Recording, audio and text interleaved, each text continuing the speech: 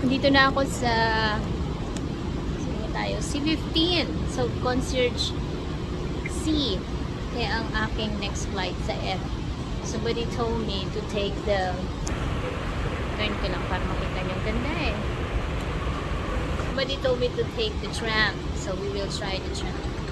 Guys, we're so lucky to represent the Philippines, our family, to be able to tour some of the states of the US of A. So I'm going to Las Vegas. I'm here at Minneapolis St. Paul International Airport. There.